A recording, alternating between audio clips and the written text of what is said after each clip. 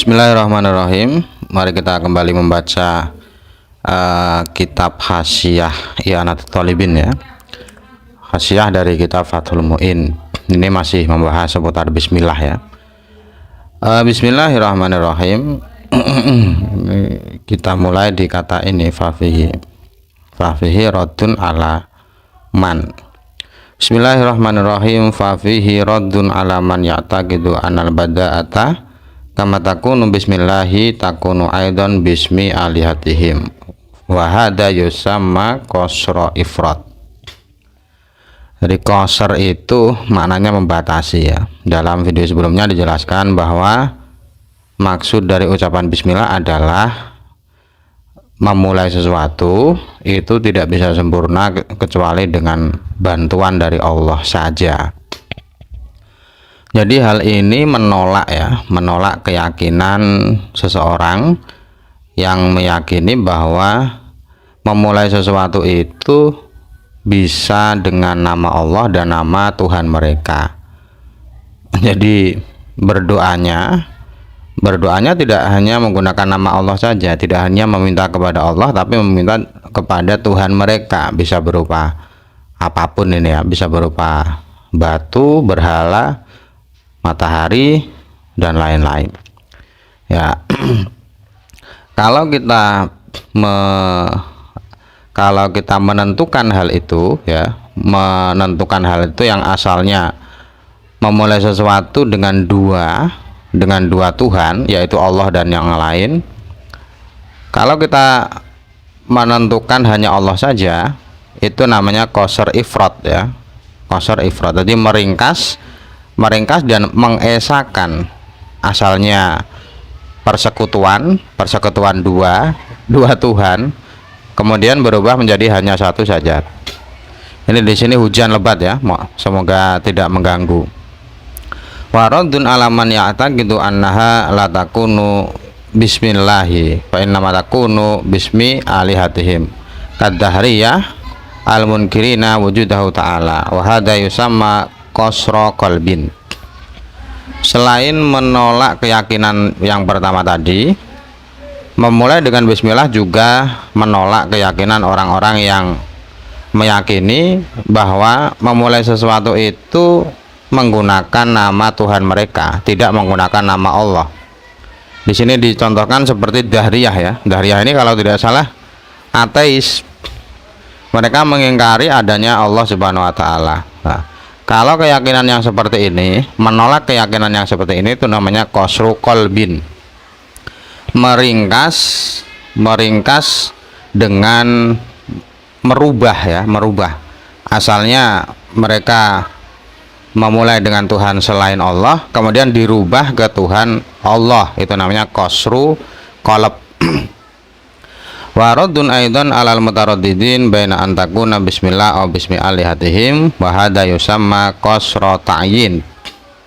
Kemudian yang terakhir, ini juga menolak kalimat bismillah, ini juga menolak keyakinan orang-orang yang ragu-ragu di saat mereka memulai sesuatu, apakah harus memulai dengan nama Allah atau nama Tuhan mereka. Kemudian kita menentukan itu nama Allah, itu namanya qasru ta'yin. Jadi qasr itu ada tiga ya, dalam kitab ini qasr ada tiga. Qasr yang timbul dari kalimat bismillah itu ada tiga. Ada qasr ifrad, ada qasr qalb, ada qasr ta'yin. Qasr ifrad ini menolak keyakinan bahwa memulai sesuatu selain menggunakan nama Allah juga menggunakan nama Tuhan selain mereka. Kemudian yang kedua qasru qalb. Qasru qalb ini menolak keyakinan orang-orang yang meyakini bahwa memulai sesuatu itu tidak menggunakan nama Allah tetapi menggunakan nama Tuhan mereka. Kemudian yang terakhir qasr ta'yin, ini untuk orang-orang yang ragu-ragu apakah memulai dengan nama Allah atau dengan nama Tuhan mereka. Qala al-allamatu Sabban, "Tsummal qasru huna ghairu haqiqi li ta'adduril haqiqi fi qasri sifati 'alal mausuf kama huna."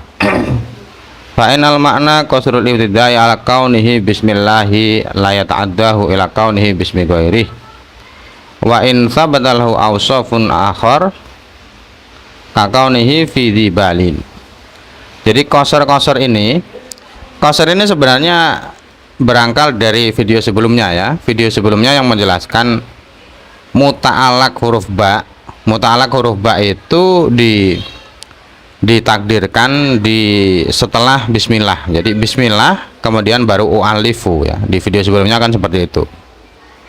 Lah kalau ada muta'alaq yang didahulukan, kalau ada amil yang didahulukan, kalau ada ma'mul yang diakhirkan, kalau ada ma'mul yang didahulukan dan amil yang diakhirkan, ini hujannya cukup lebat ya.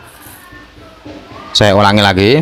Kalau ada ma'mul yang didahulukan dan amil yang diakhirkan, maka itu bermakna qasar, memiliki arti qasar. Ya, qasar itu ada 3 macam seperti yang dijelaskan tadi. Kemudian ada satu ulama yang bernama As-Sobban. Beliau mengatakan bahwa qasar dalam bismillah ini tidak qasar yang hakiki. Karena qasar hakiki itu tidak bisa untuk meringkas sifat kepada mausuf ya. Meringkas sifat kepada mausuf. Karena makna bismillah ini adalah meringkas permulaan dengan nama Allah ya. Permulaan hanya terbatas dengan nama Allah, tidak sampai ke selain Allah ya. Tidak sampai ke selain Allah. Jadi meringkas itu maksudnya hanya satu saja. Walaupun dengan itu masih ada hal-hal lain yang harus diperhatikan. Misalkan kalimat ini diucapkan untuk perbuatan-perbuatan baik ya. Jadi walaupun bismillah ini termasuk kategori qasar, meringkas, akan tetapi masih ada hal-hal lain yang menjadi ketentuan pengucapan bismillah. Misalkan kalimat perbuatan yang dilakukan itu adalah perbuatan baik. Qauluhu wal ismu mustaqun minas sumuwi ay ma'khudun minhu wa far'un anhu wa huwal ulu li'anna musammahu ya'lu bihi wa yartafi'u an zawiyatil juhran ila mahfalil i'tibari wal irfan. Sekarang kita membahas kata ismu ya. Jadi bismillah itu setelah huruf ba kan kata ismu. Ismu itu dari kata apa? Ismu itu diambil dari kata apa? Kalau dalam kitab Fathul Mu'in, kata ismu diambil dari kata asumu. Diambil dan merupakan cabang dari kata sumu, turunan dari kata sumu. Makna dari sumu adalah tinggi. Mengapa nama itu diambil dari kata yang bermakna tinggi? Itu mengapa? Karena orang yang dinamai setelah dia memiliki nama itu dia menjadi tinggi. Yang asalnya tidak dikenal orang menjadi dikenal oleh orang, menjadi dikenal. Jadi kan dari tidak kenal menjadi kenal itu kan tinggi ya. Maksudnya pas dengan suku kata asli dari kata ismu yaitu tinggi. Li'anna muhaqqaratil asya'i laisa syai'un minha mimma yud'u lahu ismun khasun biha bal yu'abbaru anha bismi jinsiha aw nau'iha. Karena ini alasannya ya, mengapa seseorang yang punya nama itu dianggap lebih tinggi daripada yang tidak punya nama?